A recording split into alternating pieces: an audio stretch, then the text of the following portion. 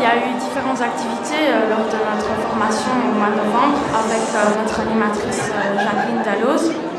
Et de là, une problématique s'est détachée qui est le respect de l'intimité, et particulièrement chez les jeunes. Au départ, en fait, chacun a dû raconter une histoire personnelle. Et de là, il y a deux histoires qui se sont détachées.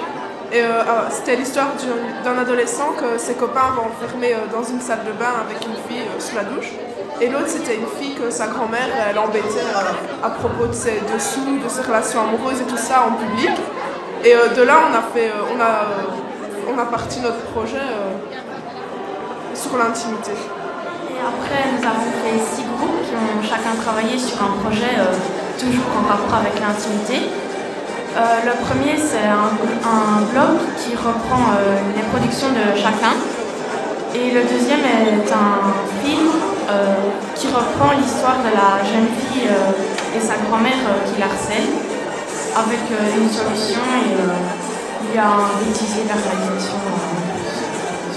Il y a eu 6 productions, il y a eu aussi un poème donc, qui touchait sur l'intimité.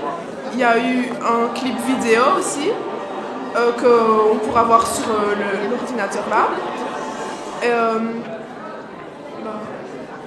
Après, il y a une affiche qui a été réalisée qui représente une serrure géante avec des centaines d'yeux à l'intérieur, avec une clé sur les côtés. Et il y a aussi une chanson qui a été créée, donc les paroles et la musique, et la chanson s'appelle Tabac.